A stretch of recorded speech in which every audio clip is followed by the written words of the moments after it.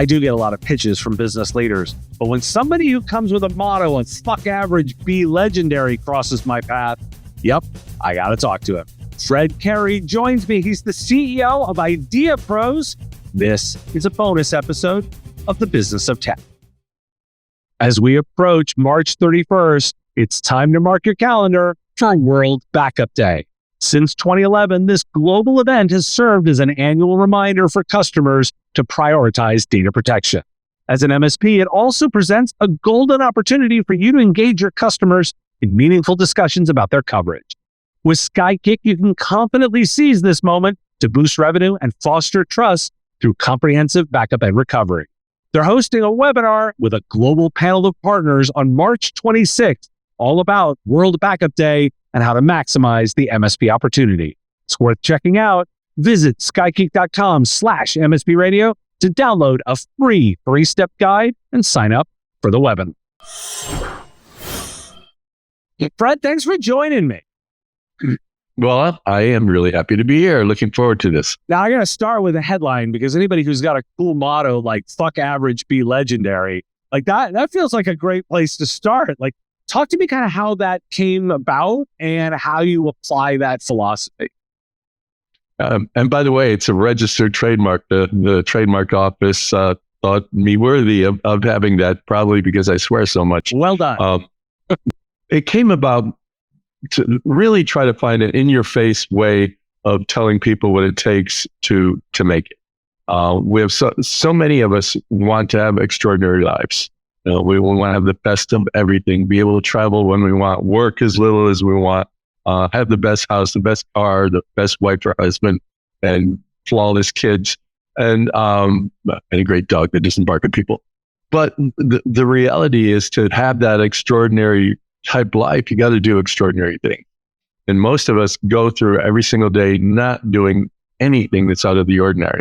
We live in what I call the quicksand of our comfort zones, which is anything but. And we need to step outside of that. And so my challenge to people with that statement, if you want to be legendary, find one extraordinary thing to do every day. It could be like a little extraordinary thing. Like, I've always wanted to be somebody in tech, but I don't have any training whatsoever. Buy a tech book, read the first paragraph, do something to move your life along so you can have that extraordinary life. And so that's the birth of that phrase came from that.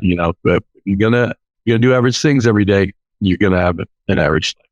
Well, and you've clearly done a bunch of things. You've founded more than 10 companies. So I would feel like there's kind of a pivotal moment in your journey that kind of shaped your approach. What would you latch on to and say, yeah, that's the moment, and what do you bring out of it?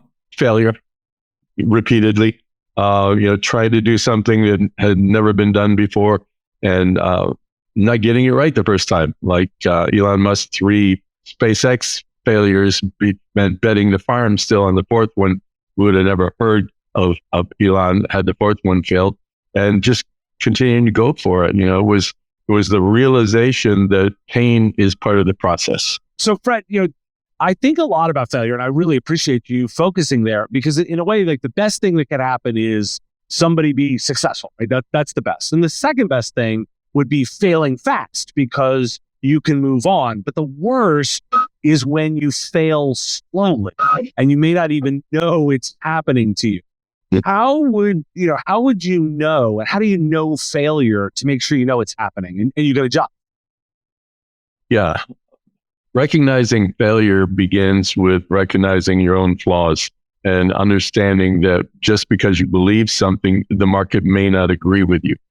The people that have these long, slow burn failures that end their careers are people that can accept the fact that they were wrong in the way they decided to go for something.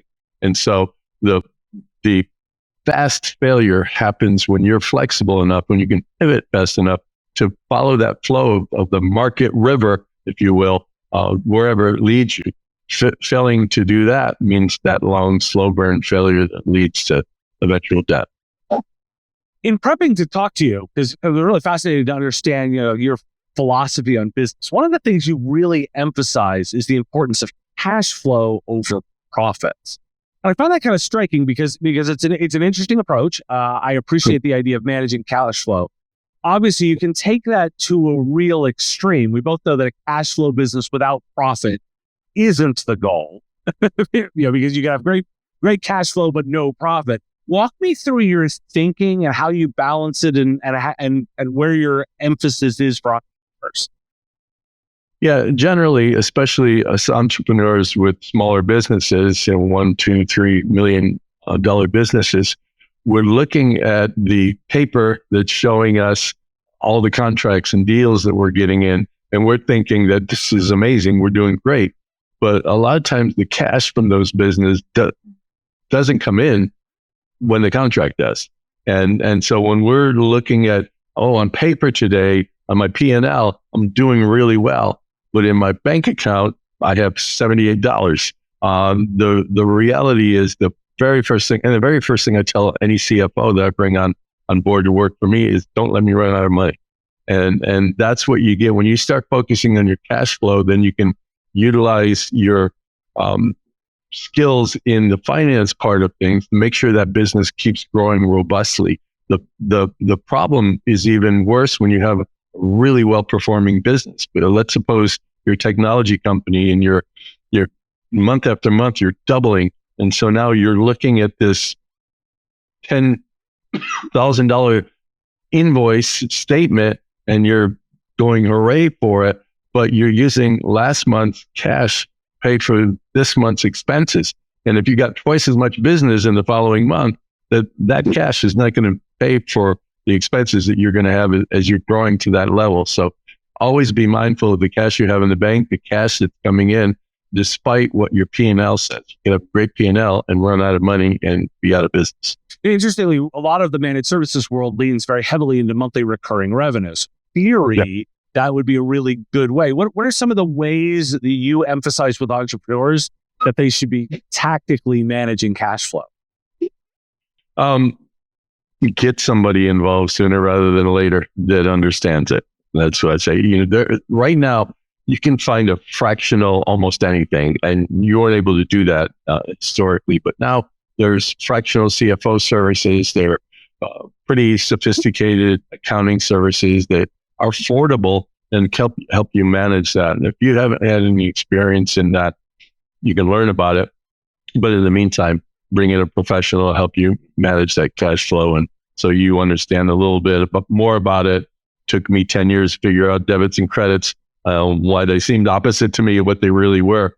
And so it's a learning curve. In the meantime, get somebody fractional to help you. You're slightly ahead of me to really get it then. I still feel like I'm constantly learning profit and loss statement. Yeah. You're a CEO of IdeaPros. You're working a lot with companies, and the approach is not just consulting, but you're trying to engage in development strategy and the launch process of those startups.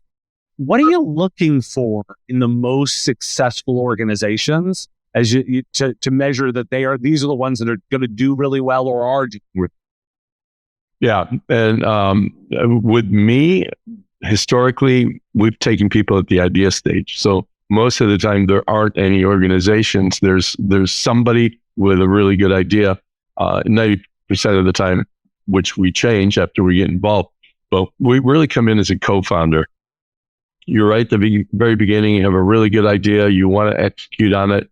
You're about to spend $500,000 or more trying to build a company around it. And we step in as your co-founder. We take a minority interest. We cover everything on the build that needs to take place. We train you as an entrepreneur. So what I really look for is a pretty good idea with a really great entrepreneurial spirit.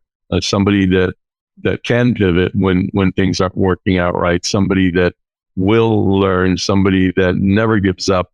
Somebody that has really a lot of determination, and somebody who can embrace failure on the journey towards success. Are there any sort of consistent traits about those entrepreneurs that you've seen? Like, are there there are things that you always find there, or there are like almost nothing's a guarantee, but like if those things are there, we are much higher rate of success? Yeah. The biggest thing, surprisingly, is timing. And there's been a study done at Harvard about 24 companies that were really well capitalized, like 100 million, 200 million, $300 million from venture capital, really great management teams, really great product ideas, lots of money. And they looked at the ones that failed and they looked at the ones that succeeded. And in large part, the overriding factor was coming in at the right time for something. Shockingly to me, I didn't even consider that as a real possibility, although I had that happen to me once. So I look for, number one, is this a good idea at the right time? And then number two, those characteristics of that entrepreneur are such that, number one, they have to hate where they are. Like most of our entrepreneurs, they're not the 20-something that just got out of grad school. They're people from 30 to 55 years old that they're in corporate America. They're doing really well in their jobs. We've had some people coming in that are making $750,000 in corporate America a year, and they hate where they are. So the first thing I look for is hate. Like I am not satisfied. I'm successful financially and I'm working up the corporate ladder, but it's not where I want to be. So I look for that pain, that hate, that real desire to change my life. Because if you have somebody who wants to change their life, you're going to work extra hard and make it happen.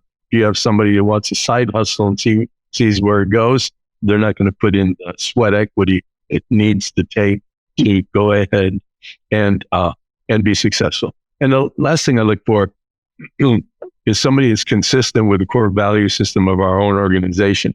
I mean, these people are literally in bed with us. And if you have somebody that is way different in their approach towards business and to approach to humanity and empathy and how to treat their clients or customers, that they don't fit well and they're going to disrupt our own internal organization. So those are the key factors for us. Now, when we were talking before we went live, you started and said, "Oh, I'm not a technologist." And actually, the reason I wanted to talk to you was because of the entrepreneur angle. And while you're familiar with the IT services space, that's not, technology is not your thing, which is exactly why I wanted to talk to you, because I actually love bringing in people that have deep expertise that is adjacent to our space, not necessarily deep into it. And I want to put out a premise, and that we sell ourselves a lot in technology. And I'd like to get your reaction to it. We constantly keep telling ourselves that what we're doing is incredibly valuable now because every company is a technology. What's your reaction to that statement? None of those companies knows they're a technology company. So you can't sell stuff. You can't sell your cool products and with great expertise. You need to find out what the pain points are of your customers, of your clients. You need to be selling pain and you need to be selling solutions that address the issues that they have. When you go out and buy a brand new car, you don't know how the pistons work or in many cases, even how many cylinders there are in the vehicle. Certainly you don't know how the transmission gets all set up and everything. That's all the technology, and which is none of the reasons people buy a car. Same thing when you as a technology company go address people that have needs for your stuff, find their pain, get the emotional connection with what they are, those pain points are, and then solve the pain points. People just want to hear, I'm going to improve this by 25%. I'm going to eliminate your potential for fraud by 99%. Get the things that they're concerned about instead of saying, oh, the technology, so let's go sell technology. No, sell pain, sell solutions, sell the things that the CEOs of those companies stay up worrying about at night. Then later on, after you got the ticket, then you can talk about the technology with their own technology special. So we'll take a quick moment to look to the future. You're working across a lot of different industries. And I'm going to ask this saying specifically broadly, what trends that are coming out do you think are going to impact the entrepreneurial world over the next couple of years? AI. AI is already changing the way we do everything. Everybody's touting, I'm using AI in my business. But AI 5 years from now could be scary as hell. We don't know where it's going. We don't know about what type of jobs it's displacing. I do know already in my own company, there are very sophisticated reports that we do that used to take 4 months And with AI tools that we've built, we can do them in half an hour. We still need to have human resources review them and understand. It's like an X-ray and a radiologist, right? You kind of need the radiologist anyway, but you may not need the X-ray technician. And it's the same thing with AI. The people who are generating reports for me now may not be needed, at least not as many of them, but we do need that senior folks to review them. And I think that the big game changer across all industries is AI. Where it's going to lay, where it's going to end up, we don't know. But certainly everybody needs to be looking at that every day and see how it can make their organization better, and see how the failure to use it can make your competitors swallow you up before you even realize it. That's why I think that this is an interesting space to look into, because matching the expertise to the entrepreneurs is the trick. Fred Kerry is an entrepreneur and business thought leader with over 3 decades of experience in creating transformative strategies that have generated billions in corporate value. He is the CEO of IdeaPros. Fred, if people are interested in finding out more, where can they get in touch? Well, people can get a hold of me in a couple of different ways. You can just go to IdeaPros.com, become a free member. We have about 100,000 members on there, entrepreneurs from all walks of life that we give free advice to every week. Also on Instagram at official Fred Kerry, Cary. I have about 500,000 followers on there. Give you advice every single day for free. And if you have something really pressing, this is the part that my executive assistant hates, something that you feel is really important and you want help with, Fred at IdeaPros.com. Reach out to me and I'll answer your email and see if I can help you in any. This has been fantastic. Thanks, Fred. Thanks a lot. I appreciate it. Today's episode is supported by Huntress. You want to focus on your clients and are always looking for ways to get more time. Use Huntress's fully managed cybersecurity platform to fight off cyber threats. Huntress is more than cybersecurity software for endpoints and identities. It's a 24/7 security operations center. It's security awareness training, community engagement, and dedicated partner support with an average CSAT score of 99.3%. Technology can only get you so far. Human expertise is what's needed to truly elevate and protect small businesses, and you get that with Huntress. Secure your clients and help them thrive with the #1 rated EDR for SMBs on G2. Visit huntress.com/MSP Radio to find out more. The Business of Tech is written by me, Dave Sobel, under ethics guidelines posted at businessof.tech. This episode was edited and produced by Picture This Video.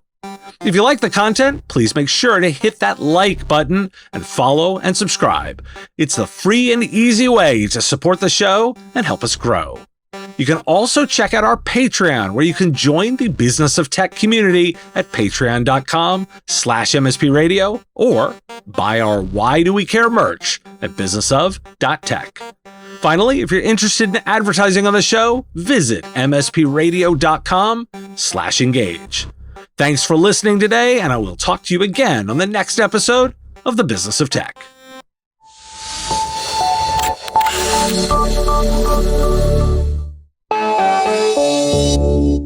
Part of the MSP Radio Network.